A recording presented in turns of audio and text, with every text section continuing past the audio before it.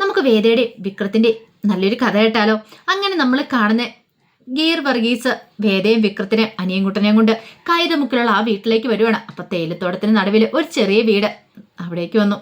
അങ്ങനെ വന്നു കഴിഞ്ഞപ്പോഴത്തേനും ഗീർ വർഗീസ് പറഞ്ഞു, അതെ ചെറിയ വീടാ, വലിയ സൗകര്യങ്ങളും കാര്യങ്ങളൊന്നും ഇല്ലാന്ന് പറഞ്ഞു. ഇവിടുത്തെ സിസ്റ്റേഴ്സ് വരുമ്പോൾ താമസിക്കുന്ന, പിന്നെ കുറച്ചു കാലമായിട്ട് അടഞ്ഞു കിടക്കുമായിരുന്നു. കുറെ പൊടിയും കാര്യങ്ങളൊക്കെ ഉണ്ടായിരുന്നു, ഒന്ന് തൂത്തുടച്ച് വൃത്തിയാക്കിയാൽ ശരിയാവുന്നുള്ളെന്ന് പറഞ്ഞു. വേദ പറഞ്ഞു, അതൊന്നും പ്രശ്നമില്ല ഏട്ടാന്ന് പറഞ്ഞു. പിന്നെ ഈ മൈക്കിളച്ചൻ ആള് പാവമാണ്, അതുകൊണ്ടാണ് ഞാനൊരു കാര്യം പറഞ്ഞപ്പോൾ തന്നെ അതെനിക്ക് സമ്മതിച്ചു തന്നേന്ന് പറഞ്ഞു. മൈക്കിളച്ചൻ്റെ കെയർ ഓഫിലുള്ള വീടായതെന്ന് പറഞ്ഞു. അങ്ങനെ ആർക്കും കൊടുക്കുന്നൊന്നുമല്ല. പിന്നെ ഞാനൊരു കാര്യം പറഞ്ഞിട്ടുണ്ടെങ്കിൽ മൈക്കിളച്ചന് എനിക്കത് സാധിച്ചു തരാതിരിക്കില്ല എന്ന് പറഞ്ഞു. പിന്നീട് പറഞ്ഞു, നിങ്ങളെക്കുറിച്ചുള്ള കുറച്ച് കാര്യങ്ങളൊക്കെ സജീവൻ എന്നോട് പറഞ്ഞിട്ടുണ്ട്, അതുകൊണ്ട് എനിക്കറിയാം. അതുകൊണ്ട് നിങ്ങളെ എനിക്ക് സഹായിക്കണം തോന്നി, അല്ലെങ്കിൽ ഒരു കാരണവശാലും ഞാനിപ്പം നിങ്ങളെ കൂട്ടിക്കൊണ്ട് ഇങ്ങോട്ടേക്ക് വരത്തില്ലായിരുന്നു പറഞ്ഞു. അപ്പോഴേക്കും വേദ പറഞ്ഞു, ഒത്തിരി നന്ദിയുണ്ട് ഏട്ടാന്ന് പറഞ്ഞു. പിന്നെ കാര്യങ്ങളൊക്കെ അറിയാലോ, വലിയധികം സൗകര്യങ്ങളൊന്നും ഇല്ല, പിന്നെ അത്യാവശ്യം ഗ്യാസും കാര്യങ്ങളൊക്കെ ഉണ്ട്. നിങ്ങളത് വേണ്ട എന്താണെന്ന് വെച്ചാൽ വേണ്ടതുപോലെ ചെയ്താൽ മതി എന്ന് പറഞ്ഞു. പിന്നെ എന്താ ആവശ്യമുണ്ടല്ലോ എന്നെ വിളിക്കാൻ മറക്കരുതെന്ന് പറഞ്ഞു. ആ സമയത്ത് അനിയൻകുട്ടൻ ആകെപ്പാടൊരു വെപ്രാളമൊക്കെ ആയിരുന്നു. അനിയൻകുട്ടനാണെങ്കിൽ അവരെ കൊല്ലും എന്നൊക്കെ പറഞ്ഞുകൊണ്ടിരിക്കുന്നത്. ഈ സമയത്ത് വിക്രം പറഞ്ഞു, അതെ പേടിക്കൊന്നും വേണ്ട ഏട്ടാ, ഒരു പേടി കിട്ടിയതാ, അതുകൊണ്ടാന്ന് പറഞ്ഞു. സാരമില്ല, പേടിയൊക്കെ മാറ്റുന്ന അച്ഛനാ മൈക്കിളച്ഛന്, ഇടയ്ക്ക് സമയം കിട്ടുമ്പോൾ അച്ഛൻ്റെ അടുത്തേക്ക് ഒന്ന് ചെല്ല്. വിക്രം പറഞ്ഞു, അത് പിന്നെ എനിക്കൊരു ജോലിയൊക്കെ വേണമായിരുന്നു. ജോലിയൊക്കെ നമുക്ക് സംഘടിപ്പിക്കാം, ഇങ്ങോട്ടേക്ക് വന്നല്ലേ ഉള്ളൂ, ഇവിടെയൊക്കെ ആദ്യം ഒന്ന് പരിചയപ്പെടുക. പിന്നെ വീടൊക്കെ തൂത്ത് വൃത്തിയാക്കണമെങ്കിൽ വേറെ ആരെങ്കിലും സഹായത്തിന് വേണമെന്ന് ചോദിച്ചു. അപ്പോഴേക്കും വേദ പറഞ്ഞു, അത് വേണ്ട, ഞങ്ങൾ തനിച്ച് ചെയ്താളെന്ന് പറഞ്ഞു. പിന്നെ സാധനങ്ങളൊക്കെ വാങ്ങണമെങ്കിൽ ഇവിടെ തൊട്ടടുത്തൊരു കടയുണ്ടെന്ന് പറഞ്ഞു, വേണമെങ്കിൽ ഞാൻ കൊണ്ടേ പരിചയപ്പെടുത്താമെന്ന് പറഞ്ഞു. വിക്രം പറഞ്ഞു, അത് വേണ്ട, അല്ല എൻ്റെ പേര് പറഞ്ഞാൽ മതി കേട്ടോ, അവർക്കറിയാം എന്ന് പറഞ്ഞു. പിന്നെ ഞാനിവിടെ അറിയപ്പെടുന്ന പരോപകാരി ഗീർ വൈസ് എന്ന് അറിയപ്പെടുന്നതെന്ന് പറഞ്ഞു. എന്ത് ചെയ്യാനാ, ഞാനിങ്ങനെ ഓരോ ആൾക്കാർക്കൊക്കെ ഓരോ പരോപകാരങ്ങളൊക്കെ ചെയ്തു കൊടുക്കും. നമ്മളെ കൊണ്ട് പറ്റുന്ന സഹായമല്ലേ നമുക്ക് ചെയ്തു കൊടുക്കാൻ പറ്റുള്ളൂ.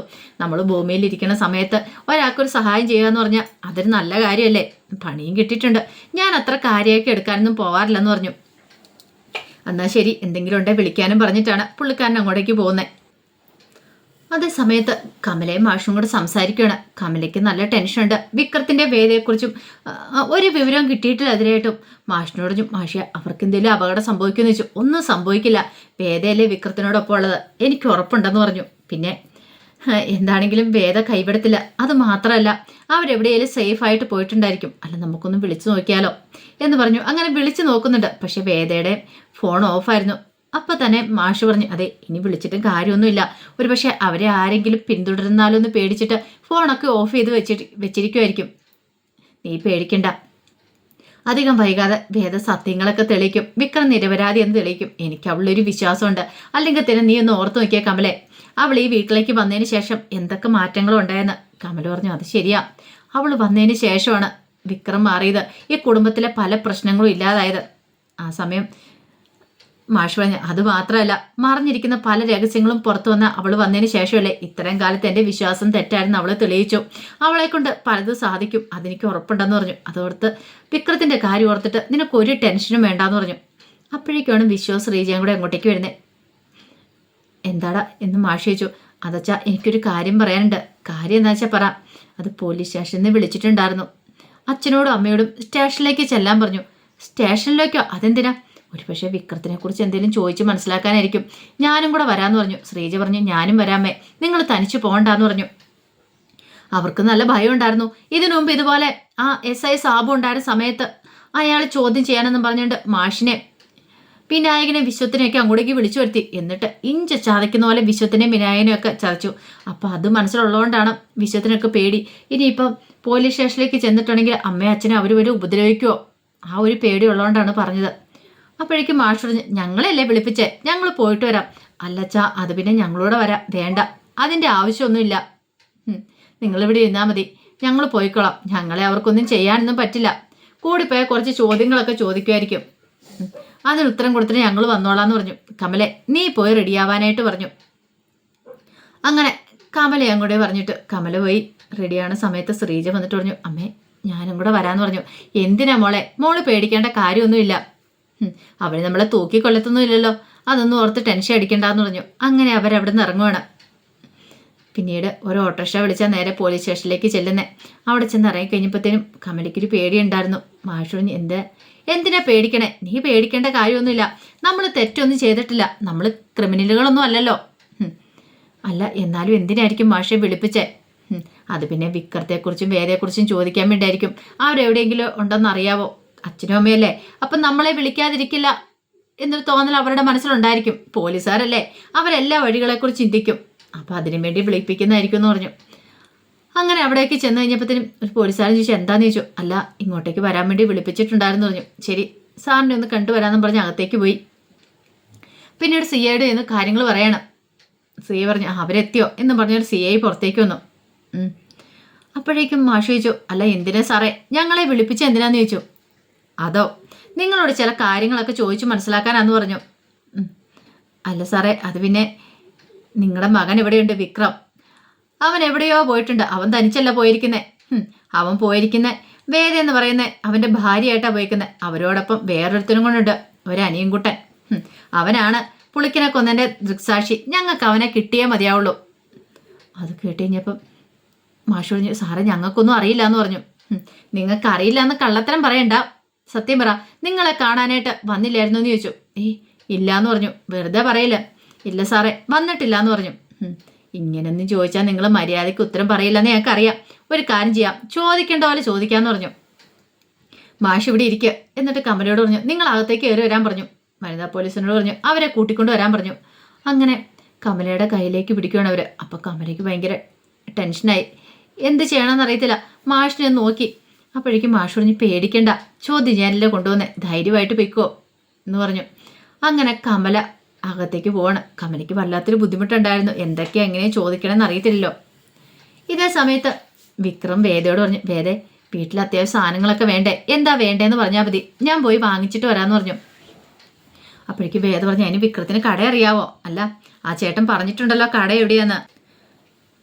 പിന്നീട് വിക്രം വേണ്ടുന്ന സാധനങ്ങൾ എന്തൊക്കെയാണെന്ന് വേദയോട് ചോദിച്ചു. വേദ അത്യാവശ്യം വേണ്ടുന്ന സാധനങ്ങളൊക്കെ പറഞ്ഞു കൊടുത്തു. പലചരക്കും അത് പച്ചക്കറിയൊക്കെ. അങ്ങനെ ഒടുവിൽ വിക്രം കടയിലേക്ക് ചെല്ലുവാണ്. ഒരു ചെറിയ കടയായിരുന്നു. അങ്ങനെ ചെന്ന് കഴിഞ്ഞപ്പോഴത്തേനും കടക്കാർ ചോദിച്ചു, അല്ല ഇവിടെ എങ്ങും കണ്ടു പരിചയമില്ലല്ലോ, എവിടെയുള്ളതാന്ന് ചോദിച്ചു. അപ്പോഴേക്കും വിക്രം പറഞ്ഞു, ഇന്ന് വന്നോളൂ, ഇവിടെ അടുത്തുള്ള ആ തേയിലത്തോട്ടത്തിനടുത്തുള്ള അവിടെയുള്ള വീട്ടിൽ. ഓ മനസ്സിലായി. അല്ല ആരുടെ കെയർ ഓഫിൽ വന്നാ? ഗീർ വർഗീസ് ചേട്ടൻ. ഓ പരോപകാരി ഗീർ വർഗീസ് ആയിരിക്കും അല്ലേന്ന് ചോദിച്ചു. അങ്ങനെ വരട്ടെ. അയാൾ എങ്ങനെയാ ഒത്തിരി ആൾക്കാർക്ക് ഉപകാരമൊക്കെ ചെയ്യും. പക്ഷെ എന്ത് ചെയ്യാനാ, പല ആൾക്കാരും അവസാനം പോകുന്ന സമയത്ത് പണി കൊടുത്തിട്ടോ പോകാറുള്ളെന്ന് പറഞ്ഞു. അത് കേട്ടപ്പോൾ അടുത്ത് ഇരുന്നൊരു പുള്ളിക്കാരൻ പറഞ്ഞു, അത് ശരിയാ, ഗീർ വർഗീസ് ഒരു പാവമാണ്. പക്ഷെ എന്ത് ചെയ്യാൻ പറ്റും, ആൾക്കാരൊക്കെ അയാൾ ശരിക്കും അങ്ങോട്ട് പറ്റിക്കും. വരുന്ന സമയത്ത് ഭയങ്കര സ്നേഹമൊക്കെ ആയിരിക്കും, പിന്നീട് പോകുന്ന സമയത്താണ് പണി കൊടുത്തിട്ട് പോണേന്ന് പറഞ്ഞു. ഇതങ്ങനെ എന്തേലും ആണോന്ന് ചോദിച്ചു. അപ്പോഴേക്കും വിക്രം പറഞ്ഞു, അങ്ങനെയൊന്നുമല്ല ഏട്ടാന്ന് പറഞ്ഞു. അപ്പോഴാണ് ഒരുത്തൻ അങ്ങോട്ട് കയറി വരുന്നത്, ഒരു ഡ്രൈവർ. വിക്രത്തിനെ നോക്കി. എന്നിട്ട് പറഞ്ഞു, എവിടെയോ നല്ല കണ്ടുപരിചയം ഉണ്ടല്ലോ എന്ന് പറഞ്ഞു. ഒരു നിമിഷം വിക്രം ഒന്ന് ഞെട്ടി. വിക്രം പറഞ്ഞു, അങ്ങനെ വരാൻ വഴിയില്ല എന്ന് പറഞ്ഞു. നല്ല വീട് എവിടെയാന്ന് ചോദിച്ചു. വിഴിഞ്ഞത്ത. ഇവിടെ എന്താ? അത് പിന്നെ ഞാനും എൻ്റെ ഭാര്യ കുറച്ച് ദിവസം ഇവിടെ കാണും. നാട്ടിൽ കുറേ കടങ്ങളും കാര്യങ്ങളൊക്കെ ആയതുകൊണ്ട് അവിടെ നിന്ന് ഇങ്ങോട്ട് പോന്ന ഒരു ജോലി അന്വേഷിച്ച് പോന്നാന്ന് പറഞ്ഞു. അപ്പം നേരത്തെ പറഞ്ഞ കള്ളത്തരം തന്നെ വിക്രം ഇവിടെ ആവർത്തിക്കണം. അങ്ങനെയാണല്ലേ, എന്തൊക്കെ ജോലികൾ അറിയാമെന്നപ്പത്തേനും കടക്കാരൻ ചോദിച്ചു. എനിക്ക് വർക്ക്ഷോപ്പിലെ ജോലികളൊക്കെ അറിയാമെന്ന് പറഞ്ഞു. ഇവിടെ പിന്നെ അങ്ങനെ വർക്ക്ഷോപ്പും കാര്യങ്ങളൊക്കെ കുറവാ, തൊട്ടടുത്ത് ഇച്ചിരി മാറിയിട്ടുണ്ടെങ്കിൽ ചിലപ്പോൾ കാണുമായിരിക്കും എന്ന് പറഞ്ഞു. അങ്ങനെ വിക്രം സാധനങ്ങളൊക്കെ മേടിക്കണം. അധിക സമയം അവിടെ നിൽക്കുന്നത് ശരിയല്ലെന്ന് വിക്രത്തിന് മനസ്സിലായി. ഒരു പക്ഷേങ്കിൽ ആരെങ്കിലും അന്വേഷിച്ച് വന്നിട്ടുണ്ടെങ്കിൽ ഇവർ കാര്യങ്ങളൊക്കെ പറഞ്ഞു കൊടുക്കുമല്ലോ. അങ്ങനെ വിക്രം സാധനങ്ങളൊക്കെ മേടിച്ചുകൊണ്ട് വീട്ടിലേക്ക് വരുവാണ്. ഈ സമയം അനിയൻകുട്ടനെ ആണെങ്കിൽ വല്ലാതെ വിറയ്ക്കുന്നുണ്ടായിരുന്നു. അനിയൻകുട്ടനെ പരിചയമില്ലാത്ത ആരെങ്കിലും കാണുമ്പോൾ ഭയങ്കര പേടിയായിരുന്നു. ഗീർ വർഗീസിനെ അവരെ കണ്ടു കഴിഞ്ഞപ്പോഴത്തേനും വല്ലാത്തൊരു ബുദ്ധിമുട്ടുണ്ടായിരുന്നു. അപ്പോൾ അതുകൊണ്ട് അനിയൻകുട്ടനെ അവിടെ ഒരു കട്ടിലുണ്ടായിരുന്നു, ആ കട്ടിലെ കൊണ്ടേ കിടത്തിയിട്ടാണ് വിക്രം പോയത്. കാരണം ഇനിയിപ്പോൾ അനിയൻകുട്ടൻ ഇനിയിപ്പോൾ ആരെങ്കിലും കണ്ട് പേടിക്കണ്ട. പുറത്തൂടെ പോലും ആരെങ്കിലും പോയിട്ടുണ്ടെങ്കിൽ അനിയൻകുട്ടൻ ആ പേടിയും കാര്യങ്ങളൊക്കെ ഉണ്ടായിരുന്നു. അതേ സമയത്ത് കമലയെ ചോദ്യം ചെയ്യുവാണ്. സിയേച്ചു, അല്ല നിങ്ങളുടെ മകൻ എവിടെയുണ്ടെന്ന് ചോദിച്ചു. അപ്പോഴേക്കും കമല പറഞ്ഞു, എനിക്കറിയില്ല സാറേ എന്ന് പറഞ്ഞു. സത്യം പറയണം, നിങ്ങൾക്ക് നല്ലത്. നിങ്ങളെ കാണാൻ വന്നില്ലെന്ന് ചോദിച്ചു. സാറേ എൻ്റെ മകൻ എന്നെ കാണാൻ വന്നിട്ടില്ല. വന്നായിരുന്നു, ഞാൻ ഹോസ്പിറ്റലാന്ന് അറിഞ്ഞു കഴിഞ്ഞപ്പോൾ ഒരു തവണ വന്നിട്ട് പോയായിരുന്നു. പക്ഷെ അതിനുശേഷം കണ്ടിട്ടില്ല എന്ന് പറഞ്ഞു. ഓഹോ, നിങ്ങൾ കള്ളത്തരം പറയണോ? ചോദിക്കേണ്ട രീതിയിൽ ചോദിച്ചാലേ നിങ്ങൾ പറയത്തുള്ളൂ എന്നൊക്കെ പറഞ്ഞ് പേടിപ്പിക്കുവാണ്.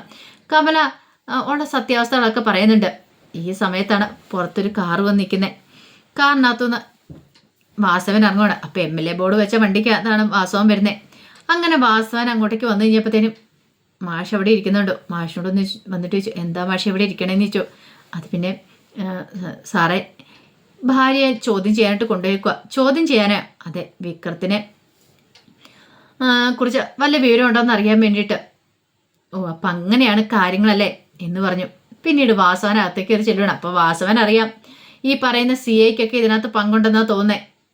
തൻ്റെ വരുണിൻ്റെ കൊലപാതകവും അതുപോലെ പുളിക്കൻ്റെ കൊലപാതകവുമായിട്ട് ബന്ധപ്പെട്ട് ആരൊക്കെ ഉള്ളതെന്നുള്ള കാര്യങ്ങളൊക്കെ CIക്ക് അറിയാം. അങ്ങനെയാണെങ്കിൽ അത് വെറുതെ വിട്ടിട്ട് കാര്യമില്ലല്ലോ. അപ്പോൾ അതിന് വേണ്ടിയിട്ടാണ് വാസവൻ വരുന്നത്. വാസവനെ ഉറപ്പായിട്ടും രക്ഷിക്കാനായിട്ടായിരിക്കും വരുന്നത്. അപ്പോൾ അതിൻ്റെ വിശേഷങ്ങൾക്കായി നമുക്ക് എല്ലാവർക്കും കാത്തിരിക്കാം കേട്ടോ. ഒരിക്കൽ കൂടി എല്ലാവർക്കും ശുഭദിനം നേർന്നുകൊണ്ട് നിർത്തുന്നു. നന്ദി.